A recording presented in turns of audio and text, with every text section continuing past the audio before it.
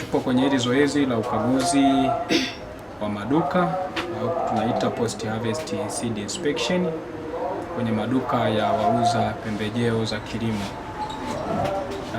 Tuko hapa kwenye mkoa wa Singida, wilaya ya Manyoni, na mpaka sasa tumekagua maduka 17 ya wauzaji wa pembejeo za kilimo, na katika hao maduka 17 maduka 14 wamekidhi vigezo, kwa maana ya kwamba wana nyaraka zote zinazowaruhusu wao kuuza hizo pembejeo za kilimo, kwa maana kuwa na kibali cha TOSCI, kupata mafunzo ya TOSCI, leseni ya biashara, na wanauza mbegu ambazo zina lebo ya TOSCI. Tunatoa wito kwa wakulima wasinunue mbegu kwa duka lolote linalouza pembejeo za kilimo mbegu isiyokuwa na lebo ya TOSCI. Kwa mbegu ambayo haina lebo ya TOSCI, tunaamini kwamba hiyo mbegu haijapita mikono ya TOSCI, kwa maana kwamba haijathibitishwa ubora na TOSCI.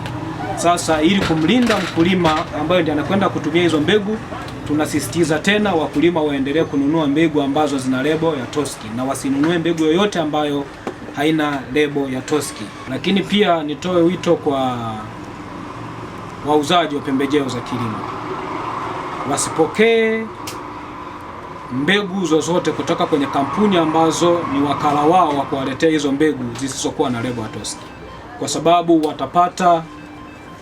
watapata shida kwa kuziuza hizo mbegu kwa hao wakulima.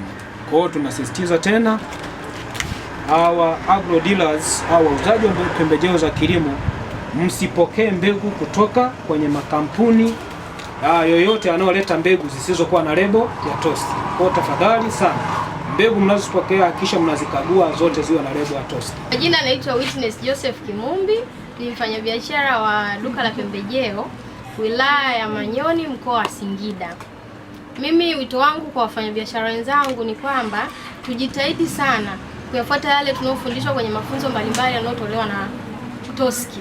TOSCI wanatufundisha mambo ya msingi ambayo tunatakiwa mfanyabiashara ayazingatie katika kuuza mbegu. Pia kuna hii ilani mpya ambayo imepita, tunatakiwa tujitahidi kwamba mbegu zote tunazozinunua ziwe zina lebo ya TOSCI. Kwa maana kwamba hii itatusaidia hata kwa wakulima tunaowauzia, watakuwa wanazipokea kwa moyo mkunjufu. Mara ya kwanza tulikuwa tunapata changamoto, mtu akija kununua anasema hii mbegu mbona haina lebo ya TOSCI. Kwa hiyo tukifuata hilo waliotuambia kwamba tulifuate, itaturahisishia pia katika biashara zetu. Na pia tujitahidi katika kila mizigo tunayopokea, iwe kampuni ni Advanta, iwe ni Meru au ni nani, tuzingatie kununua mbegu yenye lebo ya TOSCI, kwa sababu huu ndio usalama wetu.